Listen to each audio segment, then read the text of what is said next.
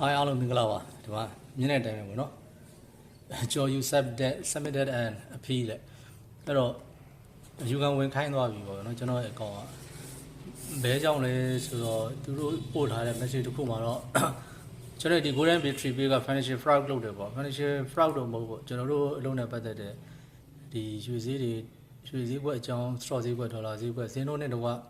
တွက်တင်တာတွေ market analyze လုပ်တာတွေပေါ့နော်အဲ့ဒါတွေတင်တာတွေရှိတယ်ရှင်တို့ကလည်းအဲ့လိုလာပြီးတည်ပြီးဘူးပဲဒါပေမဲ့ဒီအပိုင်းတော့တိတ်အဲ့ဒါတွေမတင်ပြဘူးကျွန်တော်ဒီ trading and investing for beginners ဆိုတဲ့စာအုပ်ကိုဘာသာပြန်လုပ်နေတာတခုပဲရှိထားပါတော့အဲ့ဒါနဲ့ပတ်သက်ပြီးတော့ဒီ3လအတွင်းယူကန်ဝင်ခိုင်းနေနော်ယူကန်ဝင်ခိုင်းတော့လောလောဆယ်ကဒီမှာက your account is not visible to people on Facebook ဆိုတော့နော်ကျွန်တော်အကောင့်ကိုလည်း Facebook မှာမြင်ရမှာမဟုတ်ဘူးပြီးကျွန်တော်လည်းဒီမှာ you can use it နော် you can use it နော်ကျွန်တော်လည်းဒီမှာသုံးမရအောင်ကျွန်တော် Facebook ကိုဝင်လိုက်တာနဲ့ဒီဟာပဲတက်နေတယ်အဲ့တော့တရက်ကနေတစ်ပတ်လောက်ကြာနေတယ်ပြောတဲ့ you can win တော့ you can win အောင်လို့ရှိရင်ပြန်ဖွင့်ပေးမှာမအောင်လို့ရှိရင်လည်းတခါတည်းအပြီးဖြတ်သိမ်းမယ်ပေါ့ဖြတ်သိမ်းမယ်ဆိုကျွန်တော်ကြော်စင်ထုံးအကောင့်ရောgolden battery ကိုဒီ admin မှာကြာသွားတယ်ဆိုလို့ရှိရင်တော့ golden battery ရဲ့ admin ကကိုတယောက်ပဲပေးထားတာဆိုတော့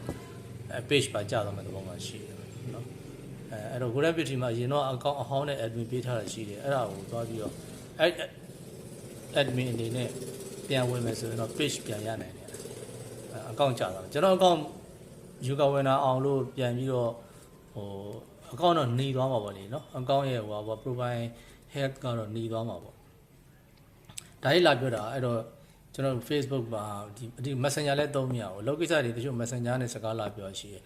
Page Messenger ပြောတာရှိတယ်ကျွန်တော်ဒီ personal profile ကနေလာပြီးပြောတာရှိတယ်ဆိုတော့ကကြတော့ဟိုကကိုလည်းဒီ Facebook ကဝင်ကိုဒီကျော်စင်ထွန်းဆိုတဲ့အကောင့်နဲ့ကျွန်တော်ပုံနဲ့ profile ပုံနဲ့ဟာဝင်မရဘူးဝင်မြတော့ page တွေလည်းကြိုင်မရဘူးအဲ့တော့တင်တဲ့ကိစ္စတွေကျွန်တော်လုံးနဲ့ပတ်သက်တဲ့ဟာတွေစကားပြောခြင်းနဲ့ဆက်သွယ်ခြင်းနဲ့ဆိုလို့ရှိရင်တော့အဲ့ဒါခုဒီ TikTok account TikTok Messenger နဲ့အခု direct message ရတယ်ပေါ့လေTelegram ရှိတယ်ပေါ့နော် Telegram ကလည်းဒီမှာ092321ပေါ့နော်အဲဒီ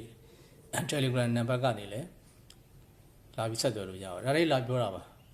Facebook account တော့မသေးချာတော့ကျွန်တော်လည်းမမျှော်လင့်တော့ပွင့်လင်းပြရင်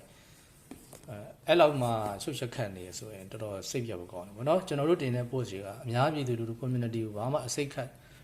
တင်စေတဲ့ post တွေတခုမှမပေါ့အောင်နောက်ဆက်ဖြစ်တဲ့ post တွေပေါ့သူတို့ကသူတို့ community standard နဲ့မကိုက်နေတော့ကိုလည်းမတက်နိုင်ဘူးတော့အဲ့တော့ကိုယ့်လိုကိုလောက်တာပေါ့အဲ့တော့မရလဲကျွန်တော်တို့ဒီ TikTok နေပဲ